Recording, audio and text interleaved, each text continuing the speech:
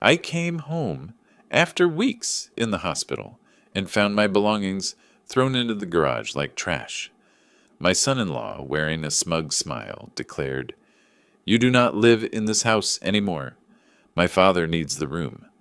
I looked him straight in the eyes and replied coldly, "Then I will kick another useless person out of my house. The time for revenge has come.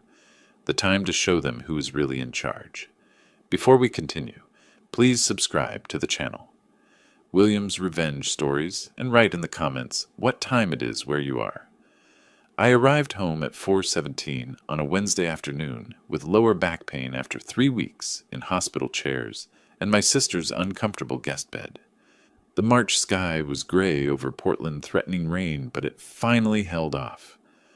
On the way home, I stopped at that toy store in Olympia, the one with the wooden trains in the window. My grandkids would love them. Emma was learning her colors, and little Marcus was fascinated by anything with wheels. The gift bags were in the passenger seat next to an envelope with $3,000 in cash. I had withdrawn it before going to Seattle. It was money I had been saving to fix Jennifer's roof. The shingles were badly curled on the south side. She mentioned it last fall, worried about leaks. That is what parents do. We fix things. We provide. I picked up the bags, carefully tucked the envelope into my jacket pocket, and pulled my duffel bag from the trunk. My knees protested as I straightened up. 64 years means your body keeps score of every decision you have ever made. 3 weeks sleeping in that chair next to my sister's hospital bed had added interest to the debt. The front door was unlocked. I pushed it open with my shoulder and called out, "I am home." "Where is everybody?" Silence was the only answer. It was not the peace and quiet of an empty house, but something denser, expectant.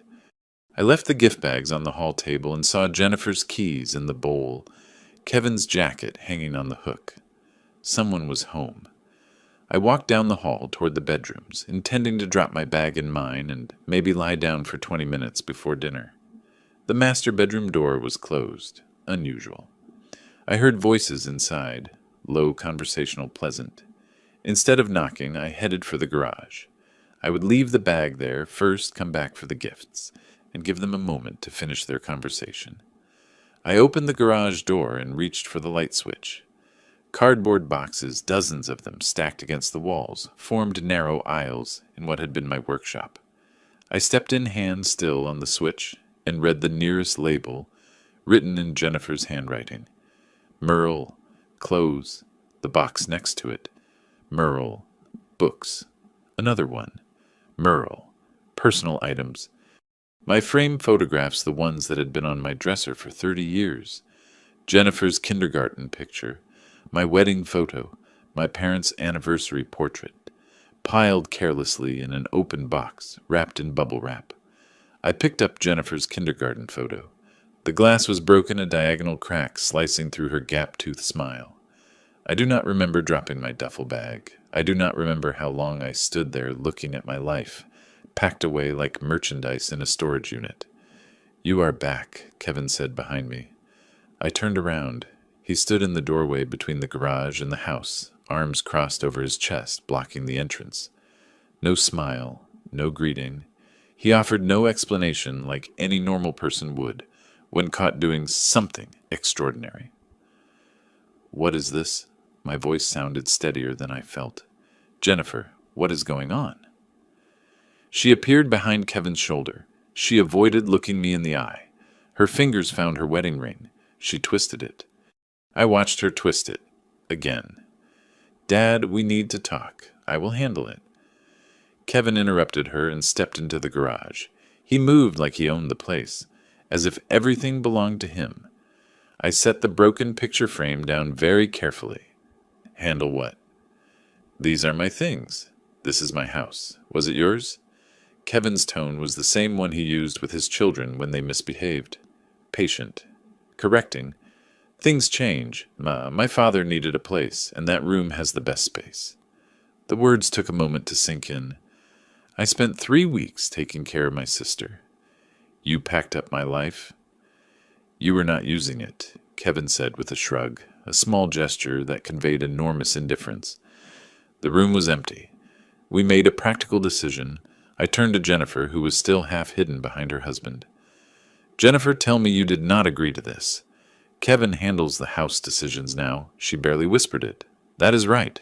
Kevin's smile did not reach his eyes. New rules for a new situation. A noise at the door. An older man stepped out of the hallway behind Jennifer, tall, gray-haired, wearing a robe. My robe. He surveyed the garage, saw me standing among the boxes, and gave a faint smile. Satisfied, he turned and went back down the hall. I heard the master bedroom door close. Kevin's father, Harold. I had met him twice before, both briefly. He had seemed arrogant, the kind of man who treated waiters poorly and interrupted conversations. Your father is in my room. He needs comfort. He is 65 and has back problems. That room has the best mattress. The private bath. It makes sense. I reached into my jacket, pulled out the envelope, and offered it to Jennifer. My hand did not shake. I brought money for the roof. I had saved $3,000. Kevin took it before Jennifer could move. He did not even open it. He did not say thank you. He simply tucked it into his back pocket, as if I had given him loose change. Good.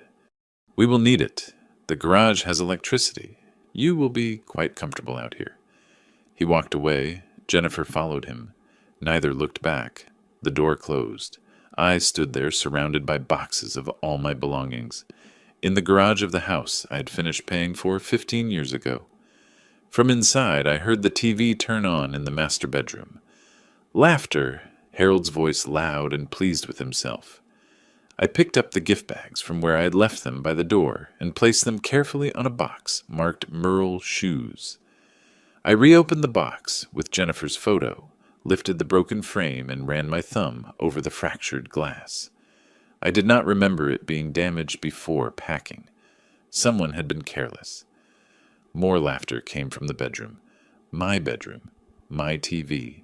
My house. I stood in front of the TV and walked to the door leading inside. My jaw ached from clenching it so hard. I needed answers. I needed to understand exactly what had happened while I was sitting by my dying sister's hospital bed, holding her hand through the worst nights, making sure she did not wake up alone and scared. The confrontation lasted 3 minutes. I found them in the living room. Kevin was lying on the sofa. Jennifer was curled up in the armchair while Harold held the remote control like a scepter. I demanded an explanation. Kevin gave me one. The decision is final. I asked Jennifer to look at me, to talk to me, to remember who I was. She studied the rug. Harold chuckled. I went back to the garage. The boxes had multiplied in my absence, or maybe I saw them differently now, understood what they represented. I pulled out boxes until I found my old sleeping bag, the blue one I used for camping with Jennifer when she was little. We had gone to Crater Lake, watched meteor showers, told stories until she fell asleep resting on my shoulder.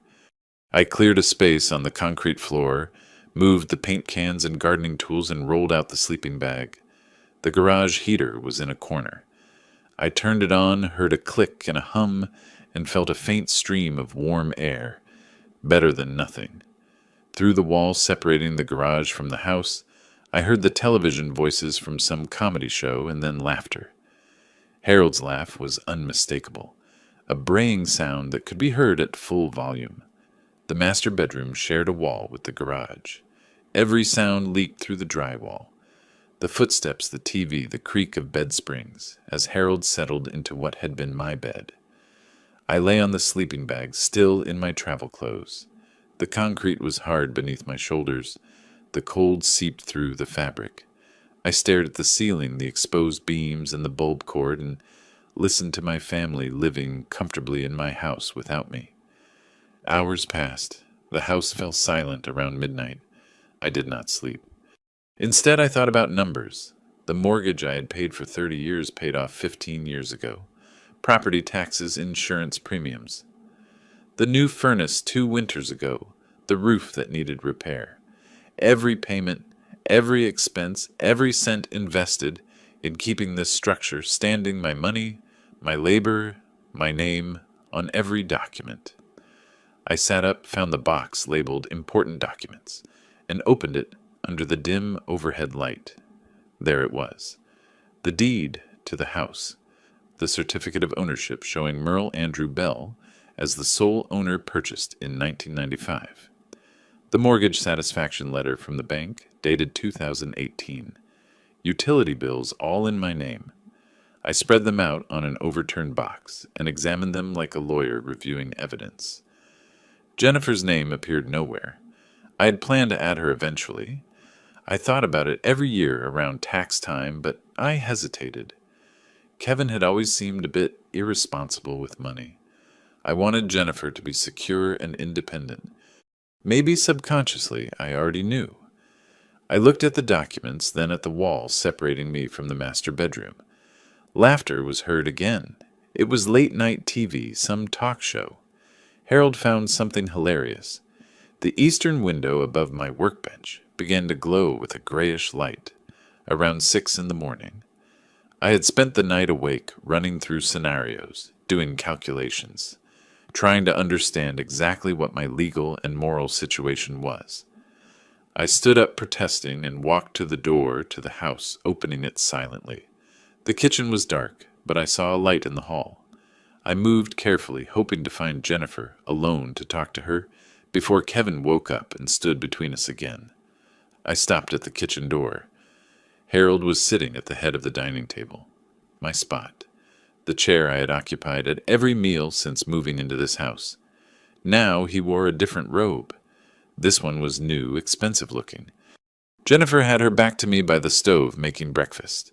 The aroma of coffee filled the air, more coffee honey. Harold offered the cup without looking at her. Jennifer filled it immediately, put down the pot, and went back to the stove. I must have made a noise. Harold turned his head. He saw me standing there and watched me with amusement. Well, look who decided to join us. Sleep well.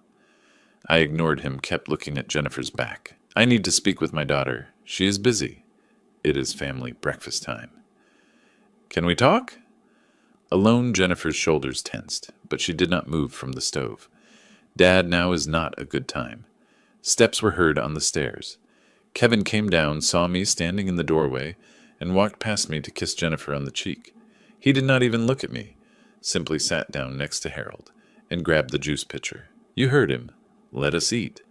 I stepped into the room, felt the change in the atmosphere, how Kevin straightened up, how Harold set down his coffee cup with a deliberate clink. This is my house. Every word came out precise, controlled. I bought it 30 years ago. My name is on every document. Kevin pulled out his chair and sat with exaggerated casualness. And Jennifer is your daughter. What is yours is hers. What is hers is mine. That is how marriage works. Harold laughed. Looks like someone is upset with the new arrangements. I turned to Jennifer again, forced her to look at me. Jennifer, look at me. Tell me you think this is right. She finally turned, met my eyes for an instant, and then looked away. Kevin knows what is best for our family. His father needs care. Anyway, you travel. I was taking care of your aunt. Harold leaned back in his chair, my chair, and spread his hands magnanimously. Look, boarder, we do not want trouble. You can stay in the garage as long as you follow the house rules. Kevin's rules. Boarder. The word floated in the air. A tenant, a guest. Someone allowed to exist on the margins of his own property. I watched them one by one. Kevin confident and cruel. Harold openly disdainful. Jennifer unable or unwilling to defend the man who had raised her alone after her mother died, who had worked double shifts to pay for her college, who had watched her children every weekend for 5 years. House rules. In my house, Kevin smiled. Our house now. I turned and walked back through the kitchen, crossed the door, and entered the garage.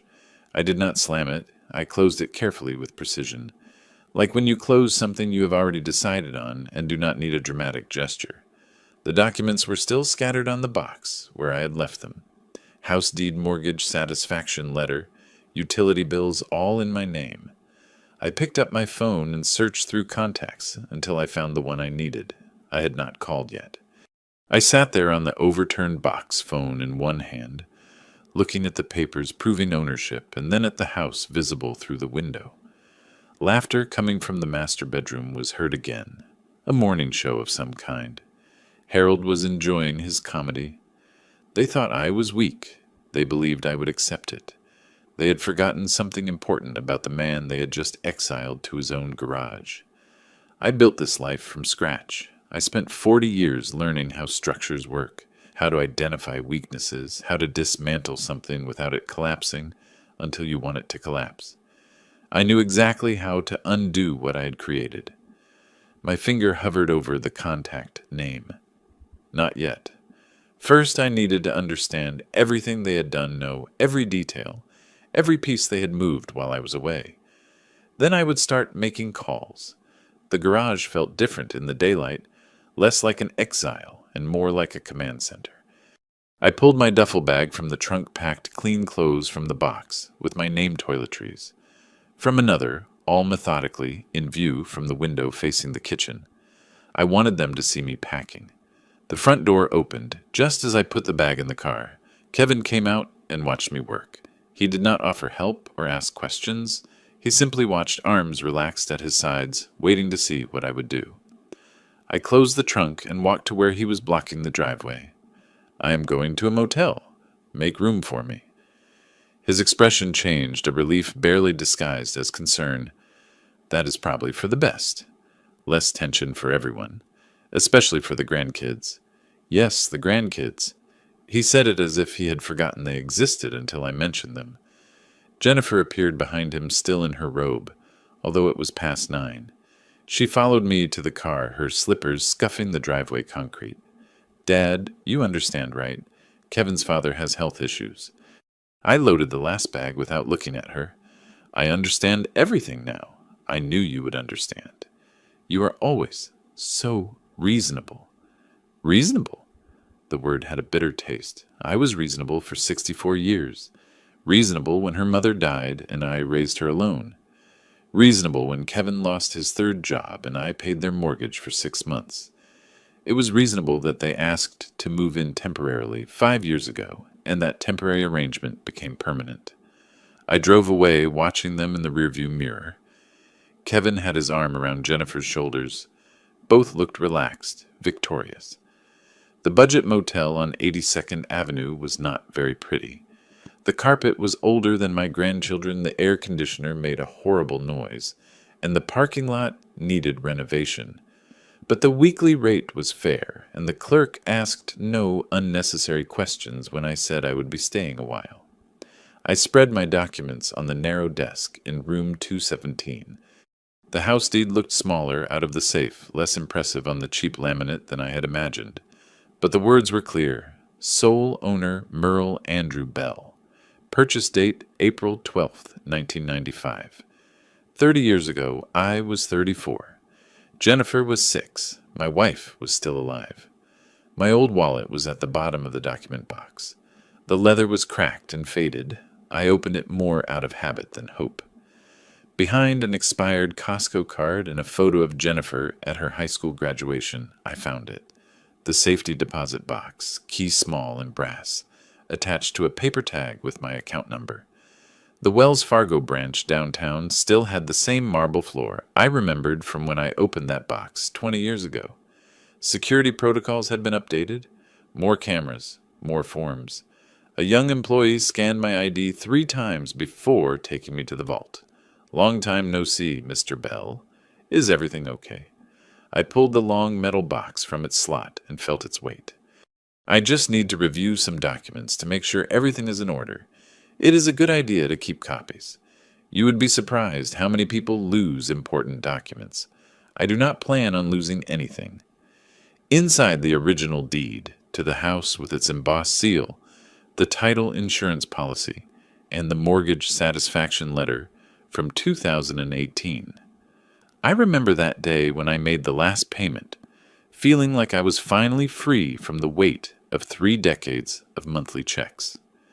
I had invited Jennifer and the grandkids to dinner to celebrate. Kevin did not come. He had a work obligation he could not miss.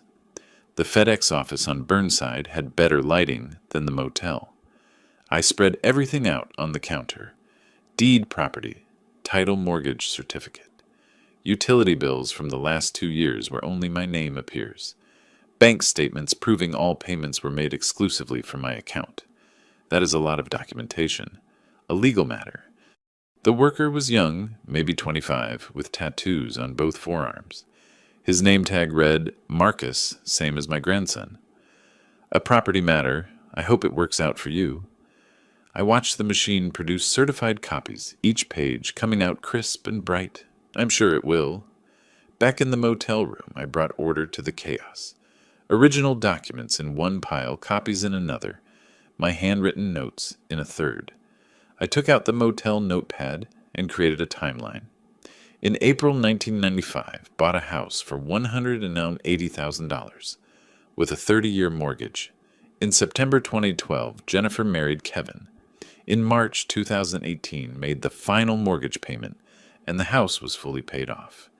In January 2020, Jennifer, Kevin, and their children moved temporarily into the house. In March 2025, my belongings were moved to the garage, and Harold moved into the master bedroom. The dates told a story. I had been the sole owner of the house for 7 years before Jennifer moved in. The marriage predated my last payment by 6 years. Their claim lacked legal foundation. I remembered a conversation from 2 years ago. Kevin was at the kitchen table, calculator in hand and yellow pad full of numbers. With inheritance taxes, Jennifer could lose 40% of the value. Better leave it in your name for now. Protection for her. At the time, I thought he was being prudent protecting his wife. Now, I saw it differently. He had been protecting himself. If the house had been in Jennifer's name and they divorced, he would have claimed half. But as long as it was mine, he had to keep me happy to keep access. My laptop screen glowed under the dim motel light. I typed Oregon tenant eviction laws. The results filled several pages. I read about lease requirements, notice periods, and tenant rights. I learned about Oregon revised statutes, landlord obligations, and formal eviction procedures. I took notes in the margins of printed articles, highlighting relevant sections, and building my argument step by step. They were not tenants. There was no lease agreement. No rent had ever been collected. They were occupants, family members I had allowed to stay. That changed everything. Around 6 in the evening, I created a folder from a manila envelope I found in the document box. I wrote on the tab with black marker proof of ownership. My search on the laptop changed. Real estate lawyers, eviction specialists in Portland, Oregon. 17 firms appeared. I read reviews, checked credentials, studied photos and bios of lawyers. Most were too young, too corporate, too focused on commercial properties. Then I found Clark and Associates on the 3rd page of results. Dorothy Clark's photo showed a woman of similar age to mine, maybe in her 60s, with piercing eyes and gray hair she had not tried to hide with dye. Her bio was concise. 30 years of experience specializing in residential real estate law, landlord-tenant disputes, and family property matters. I believe in simple solutions to complex problems. Family property matters. That phrase struck me. The office address was downtown, not far from the bank I had visited earlier. I could be there tomorrow when they opened. Walk in, present my case, and see if the photograph matched reality. I closed the laptop and set my phone alarm for 7. For the first time since returning from Seattle, since discovering my life packed in boxes, since sleeping on the floor and eating nothing, I felt sleep approaching. I lay on the motel bed, fully dressed, staring at the water-stained ceiling tiles. Outside traffic hummed on 82nd Avenue. Someone in the next room was watching TV. Voices and canned laughter filtered through the thin walls. But in my room, silence reigned. Order reigned. I had documents proving I owned something they thought they had stolen. I slept peacefully. The law firm occupied the 5th floor of a building that had probably been modern in the 80s. The elevator creaked. The hallway carpet showed signs of wear, but the door to Clark and Associates gleamed with fresh varnish. Someone cared about first impressions. The receptionist looked up from her computer as I entered. young, efficient, protective. "Do you have an appointment, sir?" I showed her my evidence folder. "No, but I need to speak with Mrs. Clark about real estate law. It is urgent. Her schedule is full until 2:30. I can schedule an appointment. I have 15 minutes before my next client." The voice came from an inner door. Dorothy Clark stepped into the lobby, and her photograph did not lie. She was maybe 5'6", wearing a navy suit that denoted competence without trying to intimidate, and her eyes scrutinized me in the time it took to cross the room. "Come in." Her office was organized but not impersonal. One wall was covered in law degrees for Louise Ann Clark, and next to them hung a certificate from the Oregon State Bar. On the credenza was a single photograph, a young woman maybe in her 40s, smiling with the ocean in the background. Probably her daughter. On the desk were stacks of neat folders, a laptop, and a coffee mug with the company logo. She pointed to a leather chair opposite her desk, sat in hers, and leaned forward slightly. "Tell me the situation, just the facts. Who owns what? Who lives where? What happened?" And when I started explaining about Jennifer, how I came home and found, "Let us start with the property. When did you acquire it? Is anyone else on the title?" Her interruption was gentle but firm. She wanted foundations, not emotions. "I bought it in 1995 and paid it off in 2018. Only I have access to everything. Does your daughter live there now, with her husband, her children, and now her father-in-law? They moved my things to the garage while I was caring for my sister." Dorothy pulled a notepad closer and wrote quickly. "Do they pay rent? Is there a lease agreement?" "No. I pay everything. Utilities, property tax, insurance." She looked up from her notes, and something changed in her expression. Still professional, but with a hint of understanding. "Then you have full legal standing. It is not complicated. But she is my daughter. People will talk. People will think what they think. What matters is what is legal and what is right. Does that mean the same to you?" The question hung between us. I thought about Harold, about Kevin taking my money, without saying thank you, about Jennifer, unable to look me in the eye. They should mean the same thing. They are already here. Dorothy stood up, walked to her conference table, and motioned for me to come closer. "Show me what you brought." I spread the contents of my folder on the polished surface. She reviewed it methodically, flagging important documents with sticky notes and making notations on her pad. Her efficiency was admirable, not a wasted movement, not an unnecessary question. House deed, sole ownership, mortgage satisfaction dated 2018, utility bills for the last 24 months, all in your name, bank statements showing all payments from your account. She straightened up and crossed her arms. "Mr. Bell, this is a textbook case. They have no lease, no tenant rights, no legal right to occupy the property. Oregon law allows for no-cause eviction with proper notice. How much notice? Depends on how long they have lived there. More than a year, 5 years." She nodded, walked to a whiteboard on the wall, and picked up a blue marker. "Here is the progression." She drew 3 squares linked by arrows. Step 130. Day no-cause eviction notice duly served. Step 2. If they do not comply, pressure the utility companies. Although this carries risks, payments can be suspended. Step 3. Formal eviction proceedings in court. How long does all that take if they fight 2 to 3 months total? If they are smart and leave after the notice 30 days. I watched her write Oregon Revised Statute 90.427 under the first box. The statute number meant nothing to me, but her certainty did. What if they say I'm trying to hurt my grandkids if they make me look cruel?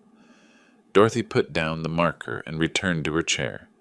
When she spoke, her voice had changed, still professional, but with a strength that transcended mere legal expertise.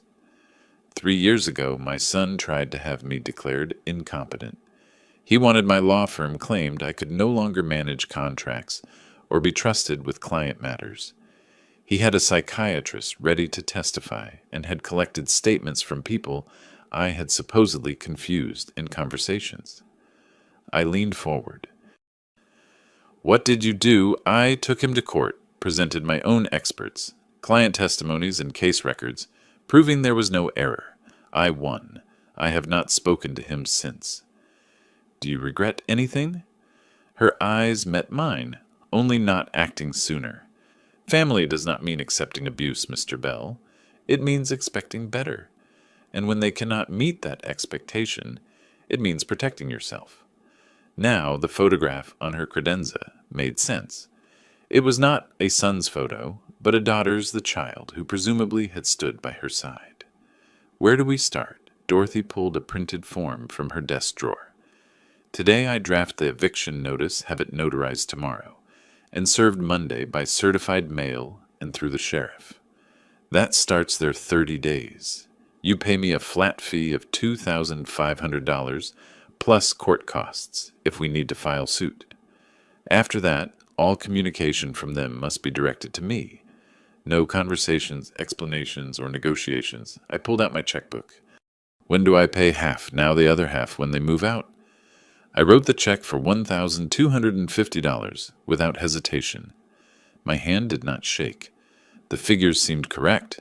A real bargain to recover what had always been mine. Dorothy walked me to her office window. We stood side by side, looking down at the street 5 floors below. People walked on the sidewalk with coffee cups, briefcases, shopping bags. Normal lives, normal problems. The eviction notice goes to the notary tomorrow and is served Monday, Dorothy said. They have 30 days from notification to vacate the premises. If they refuse, we initiate judicial eviction proceedings. This takes another 2 to 3 weeks. A bus stopped below. Some passengers got off. Others got on. The routine felt distant. They will be surprised, Dorothy continued. They will probably call you angry. Do not engage. Direct all communication to me. She pulled a business card from her jacket pocket, wrote something on the back, and handed it to me. Her cell number. Call any time, even at night. Her hand lingered an instant longer than professional courtesy required when I took the card. You were doing the right thing, she said. I believed her. Lately I had believed in almost nothing. Not Jennifer's excuses, not Kevin's justifications, not my own ability to fix what was broken. But I believed Dorothy Clark. What do I do until Monday? She smiled slightly, the first time her expression softened since I entered her office. Do whatever you want, but do not go back to that house. Not yet. I left her building and walked to my car. The spring air smelled of imminent rain, and the downtown buildings cast long shadows on the pavement. My phone vibrated, a message from Jennifer. Dad, where are you? The kids want to say hi. I deleted it without replying. Dorothy had said no communication. I listened to her. At the motel, I ordered Chinese delivery and spread the documents on the desk again. This time, they looked different. Not like proof of loss, but like ammunition. Proof that I was not helpless, that I was not without resources, that I was not the confused old man they had assumed would simply accept displacement. It was 3 days until Monday, 72 hours until the notice arrived, until their comfortable assumption of victory shattered. I ate dinner slowly, savoring every bite, and slept better than I had in weeks. The coffee shop near the motel smelled of burnt coffee and cleaning products. I sat at the corner table phone propped between my hands, staring at the screen like it might explode. Stephen Wright was due to arrive at the house at 10:30. Dorothy had recommended him. He was a professional process server, specializing in complex legal notices. He had told me he handled foreclosure notices, restraining orders, and bankruptcy notices. By comparison, your eviction notice will be a piece of cake. My coffee went cold. I ordered another, but left it untouched. The message arrived at 10:53. Delivered to Kevin Thompson at 10:47. Signed receipt attached. Stephen. I exhaled, not realizing I was holding my breath. The attachment showed Kevin's signature rushed and angular scrawled on the confirmation line. Proof of service legal documentation that the 30-day clock had started. I paid for the coffee I did not drink and went back to the motel.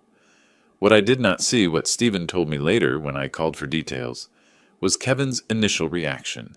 He opened the door in sweatpants and a t-shirt, annoyed by the interruption of his late breakfast. Legal notice for the occupants of this residence. Kevin glanced at the paper and then laughed. This is a joke, right? That old man really thinks. Sign here, please. Stephen interrupted, holding out a pen. Whether you consider it valid or not does not affect the legal deadline. Kevin had signed, still smiling sure of his dismissal. Stephen said he heard Kevin read the notice aloud to someone inside, voice thick with theatrical mockery. A 30-day eviction notice. He is crazy. That confidence lasted about 4 hours. My phone rang at 3:15. Unknown number, I answered cautiously. Mr. Bell? This is Dan Richardson, a friend of Kevin Thompson. He just showed me the eviction notice you served. And it is legitimate. Completely legal. I wanted to call to suggest we discuss terms before this moves forward. There are no terms. The notice stands. Mr. Bell, I understand you're upset, but I hung up. Kevin arrived at the motel at 7 in the evening. I heard him before I saw him. Heavy footsteps on the exterior walkway. A deliberate stomp, the kind that seeks to intimidate. He pounded on my door with the side of his fist. I opened it, but did not invite him in. He stood in the doorway, forced to have this conversation where other guests could hear. Merle, come on.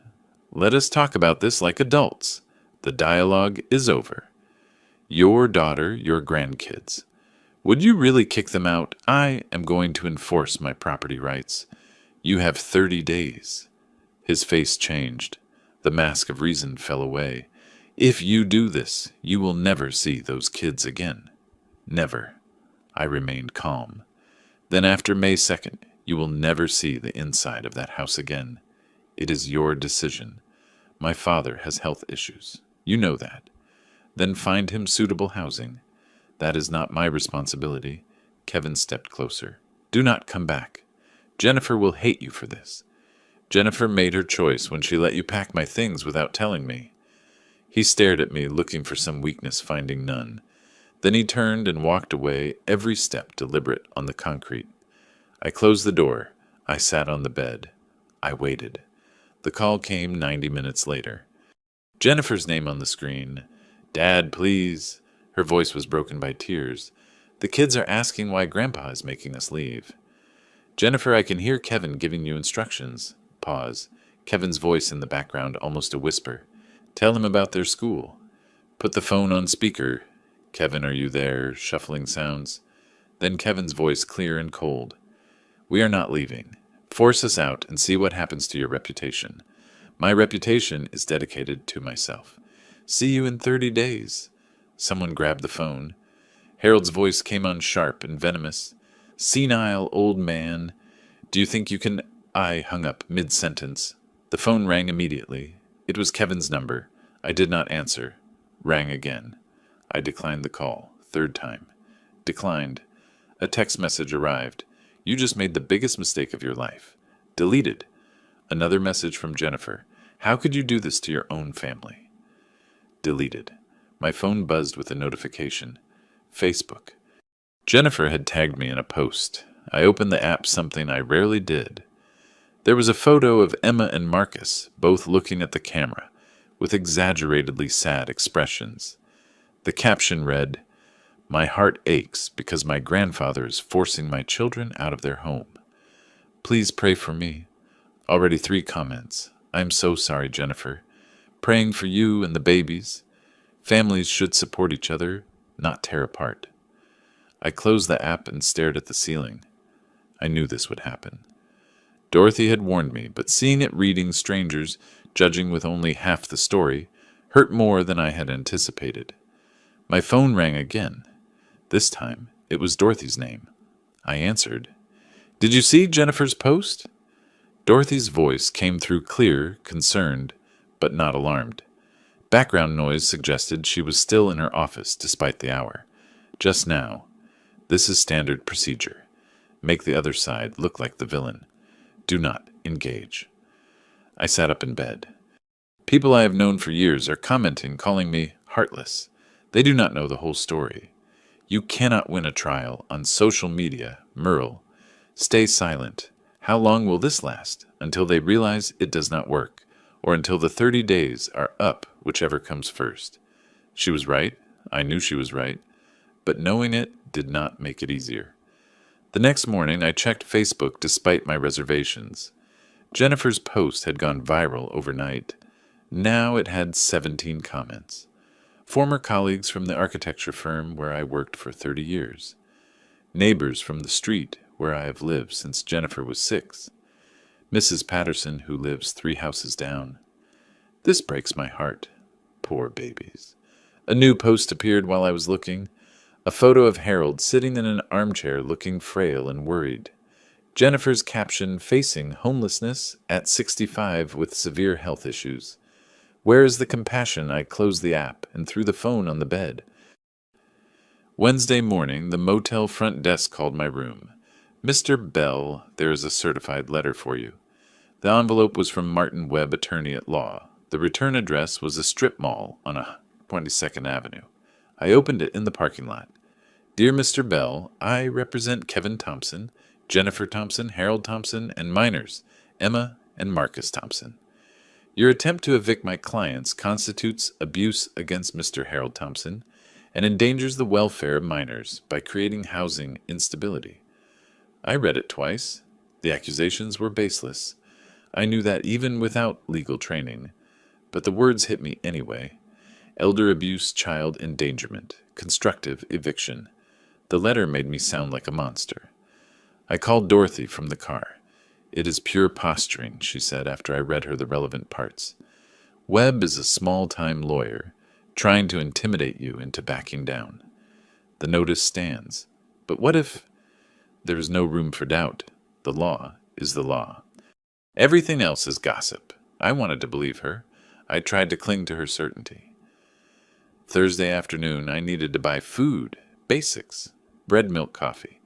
The kind of shopping you cannot avoid even when you would rather hide in a motel room. The Fred Meyer on 82nd Street was crowded for a weekday. I grabbed a cart and went to produce. I picked apples and headed for the dairy section. Merle. Mrs. Patterson was near the bananas, her cart half full. We had been neighbors for 20 years. She brought casseroles after my wife passed. She watched Emma and Marcus, occasionally when Jennifer needed help. Hello, Nancy. She looked at me in a way I had never seen before. Cold. What a disappointment. I saw what Jennifer posted. Poor kids. There is more to this situation than... I never thought you would be that kind of grandfather. I just never imagined it. They moved into my house and... She was already walking away, shaking her head. There's always another way. Always. I stood there, hand on the cart handle, surrounded by people buying vegetables and going about their normal Thursday afternoon lives. I left the cart in the aisle and walked out. Back at the motel, Dorothy's message awaited me. We need to talk, not about the case, about you. Coffee tomorrow? I stared at the message for a long time. Reply. I am not sure it is necessary. Her reply was immediate. Yes, 1 o'clock. The cafe. On Hawthorne, near 35th Street. Please.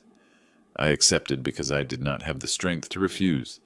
The cafe was quiet, tucked between a bookstore and a vintage clothing shop. Dorothy was already there when I arrived, sitting at a corner table with 2 cups of coffee in front of her. I already ordered yours. Black. Right. How did you know? You strike me as a person who does not complicate life unnecessarily. We sat in silence for a moment. I took a sip of coffee. It was good. Better than the motel or the hotel chain I used to frequent. Maybe everyone is right, I said finally. Maybe I am being cruel. Dorothy set her cup down carefully. Tell me something.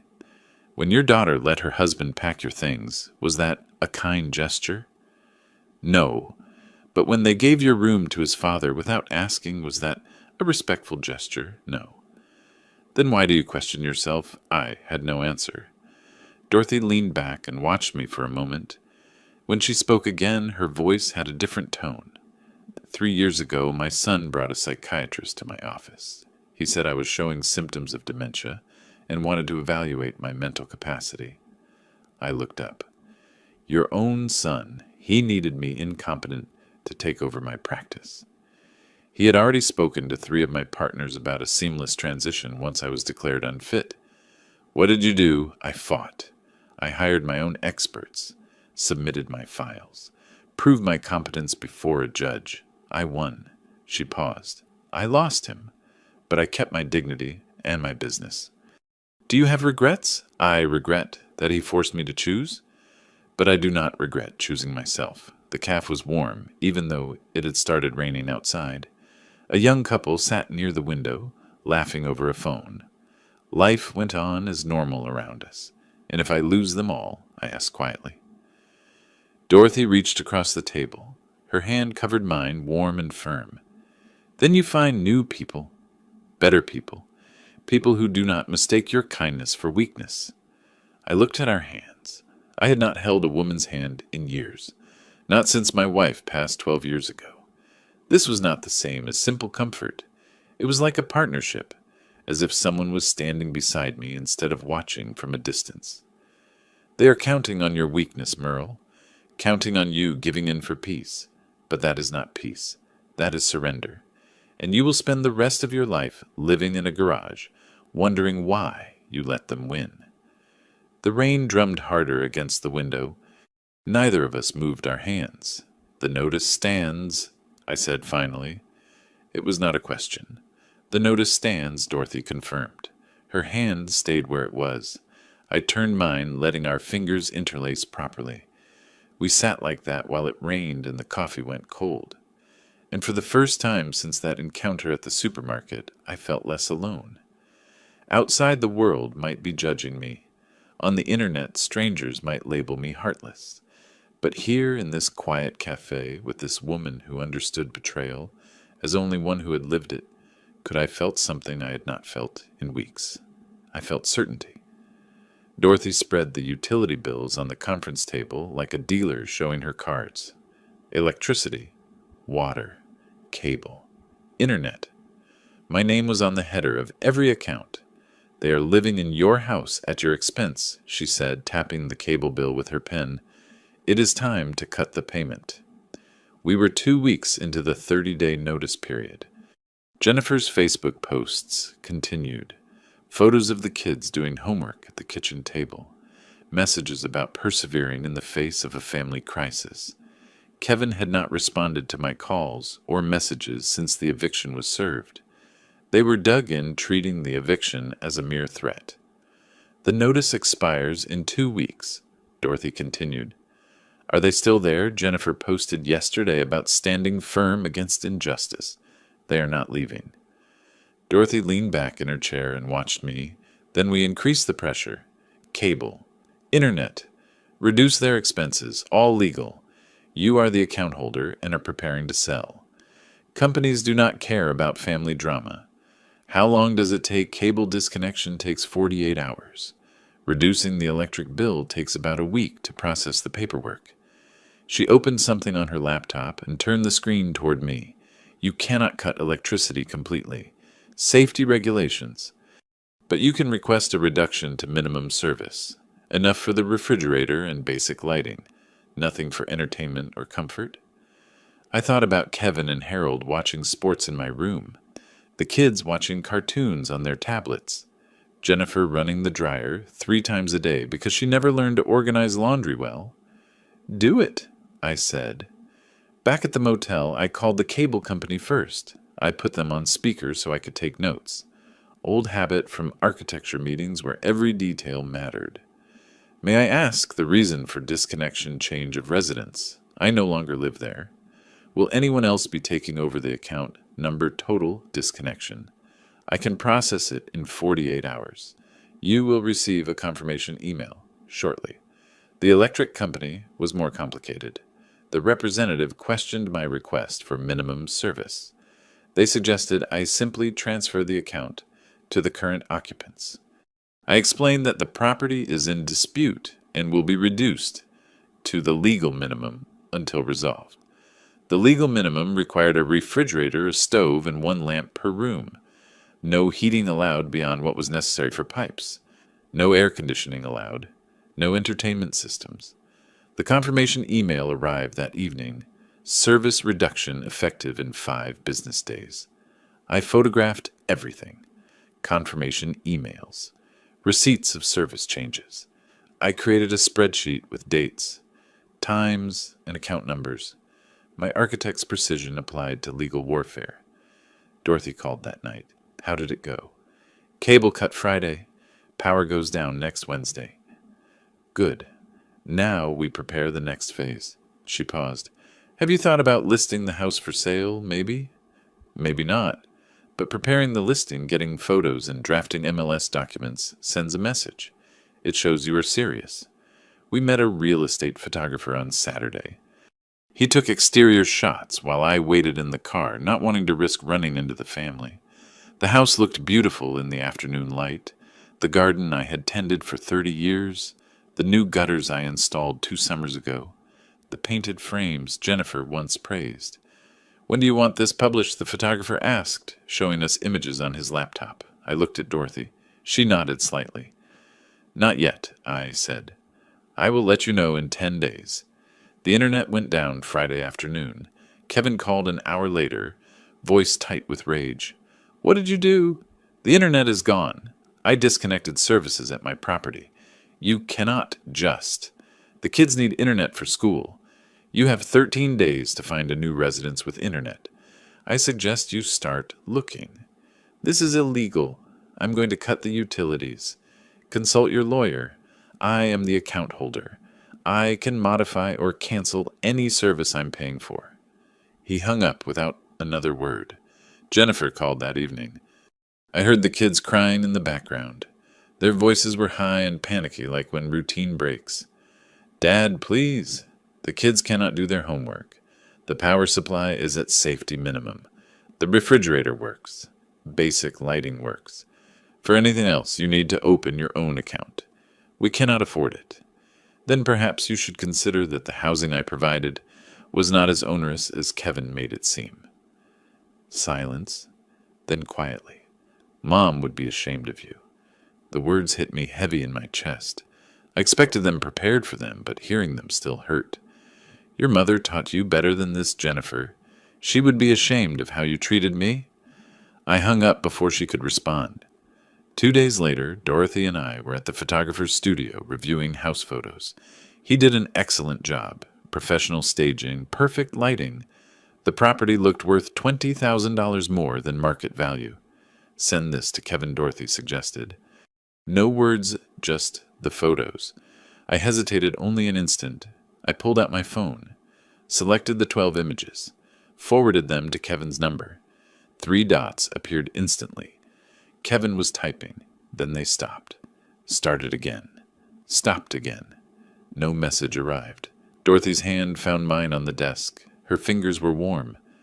Relax. He knows now, she said softly. He knows you will really do it. We stared at my phone screen, waiting for a reply that never came. The silence felt louder than any of Kevin's threats. Outside the window, Portland went about its routine. It is Tuesday afternoon. Cars pass. People walk their dogs. Life went on while I dismantled mine, piece by careful piece. But Dorothy's hand stayed where it was, and that gave me a more solid feeling than anything I had lost. Dorothy closed her office door, something she had never done before. Usually we left it open during meetings. Professional courtesy, nothing to hide. She sat next to me on the leather sofa instead of across the desk. I have a practical solution to discuss. Her tone was cautious, calm. She knew I would resist. About the case, about where you were living. She pulled out her phone and showed me photos of a small house. Cream siding, red front door, garden with late-blooming tulips. I have a rental property, Selwood area. The current tenant moved out last month. That is nice, but I can manage the motel. Merle. I've been to that motel. It smells like disinfectant and sadness. The house is empty. Use it. I cannot accept that. This is not charity. It is practical. She looked me straight in the eye. I cannot have my client depressed when he needs to be sharp. The house was 15 minutes from her office, tucked away on a quiet street where maple trees met to form a canopy. Dorothy unlocked the front door and I stepped into sunlight. Authentic warm light pouring through windows without thick curtains blocking parking lot lights. 2 bedrooms. Renovated kitchen with white subway tiles. Hardwood floors that creaked pleasantly underfoot. A back door led to a small garden with raised beds ready for planting. I stood in the living room, feeling my shoulders drop for the first time in weeks. This is too much, Dorothy. It is a house. Empty houses deteriorate. You would actually be helping me by keeping it occupied. I will insist on paying rent. Agreed. Pay me when you sell your house, and this nightmare is over. Until then, consider it case expenses. I almost smiled. That is not how case expenses work. I am the lawyer. I decide how they work. We loaded my belongings at the motel. 2 suitcases, a box of documents, my laptop, backpack. Everything I owned fit in her trunk. She drove, would not let me use my own vehicle, mentioning something about papers I needed to sign at the bungalow. Unpacking took 20 minutes. Dorothy knew where everything should go without asking. Clothes in the bedroom closet, toiletries in the bathroom, documents in the second bedroom, which could serve as an office. She moved around the room like she had planned it, like she had imagined me living there before offering it. In the kitchen, she opened the refrigerator, milk, eggs, bread, fresh vegetables, pasta marinara sauce. Did you have everything? I stared at the shelves. I had a feeling you would eventually say yes. Sure of yourself, huh? Practical. I am always practical. I took out the pasta, examined the label as if it held answers. Is that what this is, practical? She did not answer immediately. Opened a cupboard and found a pot without searching. What else could it be? We cooked together in that small kitchen. She boiled water while I chopped vegetables. We bumped into each other, reaching for olive oil, laughed when she dropped a spoon, and I caught it before it hit the floor. Easy, natural, like we had done it before in some other life. Sunlight streamed through the window over the sink. I caught her profile as she stirred the sauce. Gray hair, reading glasses perched slightly up on her head. The slight smile she wore when concentrating. I realized I was happy, genuinely happy. Not just content, or distracted, or coping. Truly happy. When was the last time I felt that? Do you read architectural history? She found my books while unpacking and held up a volume on Victorian design. I used to design buildings. Liked understanding what came before. Past tense. I do not design anymore. Retired 5 years ago. Thought I would have time for other things like getting shoved into a garage. I laughed despite myself. That was not in the retirement plan. We ate at the small dining table. The pasta was simple. Perfect. Dorothy asked about my career, about buildings I had designed. I asked about her daughter in Boston. What she did, were they close? When was the last time someone cooked dinner for you? I asked. I usually cook for myself. That is not what I asked. She pondered fork halfway to her mouth. My daughter. Maybe 2 years ago, before she moved to Boston. You must miss her. Every day. But she has her life. I have mine. Does it get easier? The distance from family. Dorothy put down her fork, looked at me across the table. You learned to fill the void differently. My phone vibrated. I ignored it.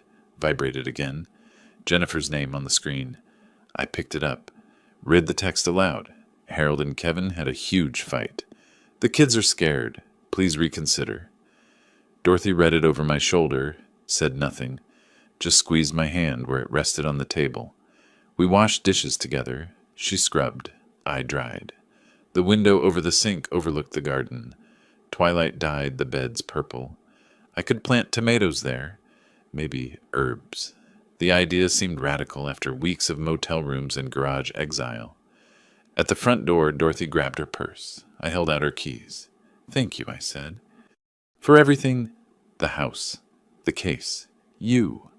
I did not know how to finish. She adjusted her coat, not looking me directly in the eye. Would you do the same? Would I? She looked at me then. I think so. I think you are a person who helps others. That is why this situation hurts so much. You were always the giver, and they just took. Something shifted in the space between us. I reached out, touched her gently on the arm. "Stay a while longer, keys in hand." She looked at them, then at me. "I should stay. It is not a demand. Just asking." Dorothy left the keys on the hall table. "Maybe one more cup of coffee," she said softly. We went back to the kitchen. I started the coffee maker while she leaned against the counter, watching me with an expression I could not decipher. The house settled around us. The creak of floorboards, the hum of the refrigerator, the distant bark of a dog 3 houses down. Normal sounds, home sounds. Dorothy accepted the coffee cup I offered, our fingers brushing instantly. Neither pulled away. "Merle," she said, and stopped. "I know," I replied. We stood there in the kitchen of a house that was not mine, drinking coffee that was too hot, not saying what we both understood. Outside darkness was complete. Inside something new was beginning. 3 months had passed since Dorothy offered me the bungalow. 3 months of legal paperwork, depositions, and delays. The May deadline came and went, and Kevin refused to budge, forcing us into formal eviction proceedings. By mid-August, we stood in the Multnomah County Courthouse hallway, waiting for our case to be called. Dorothy wore a charcoal suit, reading glasses in her jacket pocket, and a leather briefcase that looked packed with evidence. I had spent the previous night at the bungalow organizing documents, preparing questions, and reviewing Kevin's potential testimony. Professional, focused. My lawyer, again, although we both knew she was much more than that now. The bailiff called Thompson Bell. We headed toward the courtroom doors. Jennifer rounded the corner with Emma and Marcus, 2 kids taller than I remembered. Emma wore a purple dress. Marcus had a backpack with dinosaurs. Our eyes met across the hall. Marcus pulled on Jennifer's hand. "Mom, who is that man?" Jennifer's face tightened slightly. "No one, honey." That hurt more than Kevin's threats. To my grandson, I was no one. 3 months of separation had erased me from my life. I gripped the folder Dorothy had given me. She touched my elbow gently. "Let us go."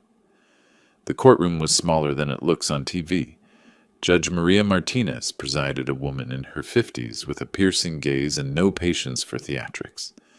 Dorothy had taught me that, having researched every judge on rotation. Martin Webb sat at the defense table, his suit ill-fitting and his presentation disorganized. Kevin beside him looked confident. Harold had not arrived yet. We took our seats at the plaintiff's table. Dorothy arranged her materials with precision. Webb stood for opening statements. "Your Honor, my clients are victims of retaliatory eviction perpetrated by a bitter and vindictive man who cut off basic utilities to exclude his own daughter and grandchildren." Judge Martinez looked up from her notes. "Mr. Webb, this is a property dispute, not a family matter. Focus on legal standing. But the emotional context, the legal context counselor who owns the property." Webb fumbled through his papers. "Well, technically the plaintiff, but moving on from there." Dorothy stood slowly and placed a single document on the projector. The original 1995 house deed. My name engraved on the title. She let it speak for itself before she did. "Your Honor, the facts are clear. Mr. Bell is the sole owner of the property in question. He purchased it 30 years ago and paid off the mortgage in 2018. In March 2025, upon returning from caring for his sick sister, he found his belongings stored in the garage of his room occupied by Mr. Kevin Thompson's father, without his permission or prior notice." She clicked through slides. Each was irrefutable proof in Kevin's case bank statements, showing 30 years of payments. Utility bills from the last 2 years, all in my name. The eviction notice, duly notarized, was served on April 15th. Photos of my belongings packed in the garage, with date and time stamps to prove it. And the family's response to the eviction notice, asked Judge Martinez. They ignored it completely and filed this frivolous counterclaim alleging constructive eviction. The judge arched an eyebrow. After constructively evicting him from his own room, Webb called Kevin to testify. My son-in-law approached confidently and settled into the stand as if his presence were doing everyone a favor. Webb asked soft questions about family relationships and cohabitation. Kevin explained that I had invited them to stay, that the idea was for it to be permanent, and that cutting their utilities had been deliberate cruelty. Then Dorothy stood for cross-examination. "Mr. Thompson, how much rent did you pay Mr. Bell monthly?" "We had a family agreement. Yes or no?" "Paid rent." Kevin clenched his jaw. "No, but—" "When you moved your father into Mr. Bell's room, did you ask for permission?" "He was in Seattle. We needed to." "Permission, yes or no?" "No." "When you stored Mr. Bell's belongings in the garage, did you notify him beforehand?" Long pause. Kevin looked at Webb, but found no solution there. "No." Dorothy presented manila folders in sequence like dealing cards. Stephen Wright's notarized affidavit regarding Kevin's initial mockery upon receiving notice. Phone records showing Kevin's threatening calls after notice. Email confirmations of utility disconnects. All requested by the account holder, me. I was called to testify. Dorothy's questions were gentle but devastating in their simplicity. "Mr. Bell, when you returned from Seattle, where did you sleep the first night?" "In my garage. On the concrete floor. In the house you had owned for 30 years. "Yes. Did anyone apologize?" "No. My son-in-law told me those were the new rules." The courtroom was silent, save for the stenographer's typing. Judge Martinez reviewed the documents Dorothy had presented calmly. Kevin whispered something urgent to Webb. Jennifer sat in the gallery, weeping silently into a tissue. The judge looked up. "This court finds absolutely no merit in the constructive eviction claim. Mr. Bell is the sole owner. The defendants are illegal occupants without lease or payment, who denied the owner access to his own home. The original eviction notice stands. The defendants must vacate within 7 days and pay the plaintiff $8,500 in court costs, plus $5,000 in damages." Harold burst into the courtroom late as usual. He caught the end of the sentence. "This is outrageous. We have nowhere to go. Mr. Thompson, father, sit down, or I will hold you in contempt. Bailiff, please." Harold instead stormed toward the exit. "This whole system is corrupt." The bailiff tried to stop him, but the judge waved him off. "Let him go. The ruling stands." Kevin stood stunned.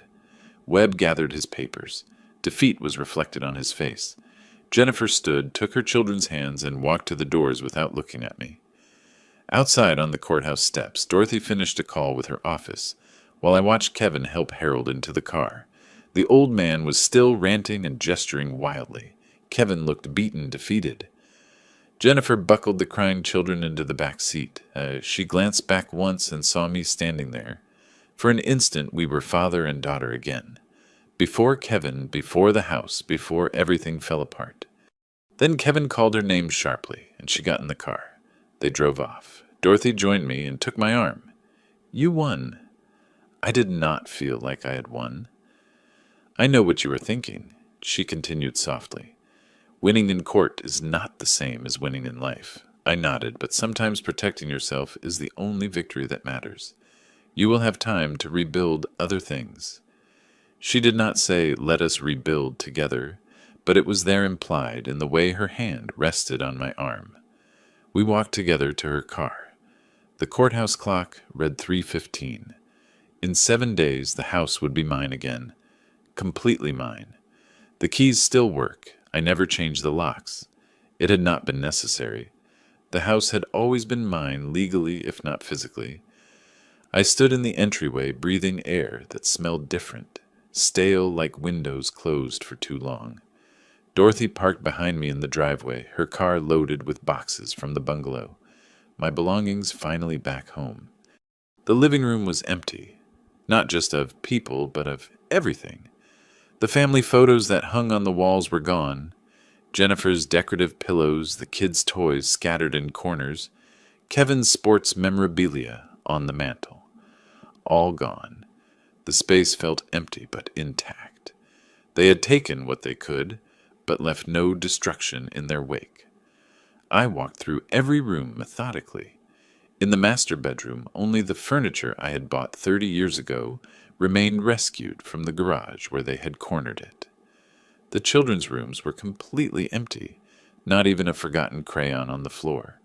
No trace of Harold anywhere. In the kitchen, a yellow sticky note on the counter caught my eye. The handwriting was Jennifer's, rushed but legible. Dad, I know this fixes nothing, but I need to tell you I was wrong. Kevin pushed, and I let him. And I forgot who raised me and what you taught me about standing up for what is right. I am sorry. I prioritized his comfort over your dignity. The kids ask about you. I tell them Grandpa loves them very much. I hope someday you will forgive me. Your daughter, always, Jen. I read it twice, folded it carefully, and put it in my wallet. Dorothy walked in the front door with the box labeled Merle's Books, written in her familiar handwriting from 4 months ago. She set it down and looked around the empty room. It is strange, I said. I fought so hard to get back here, and now it feels empty sad, like I won the house but lost the life that was in it. She came to stand beside me. The life that was in it pushed you into a garage. Now you will have a better life. We unpacked together. Books went back on shelves. My framed photographs, my parents, my wife, Jennifer, as a child, back on the mantel. Every object placed was an act of recovery, rebuilding identity, bit by bit.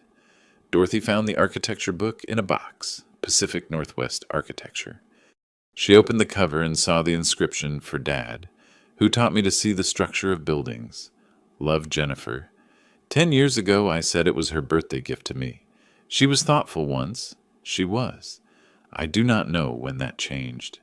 Dorothy closed the book gently. People do not change. Circumstances reveal who they really were. You just did not want to see it. Night came as we worked. The house transformed slowly, not returning to what it was, but becoming something new.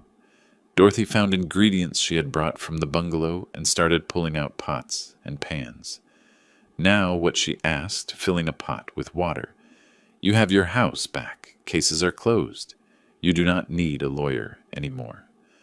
I took the pot from her and put it on the stove. Is that what you were? My lawyer. For a while, then something else. Something else sounds better. Much better.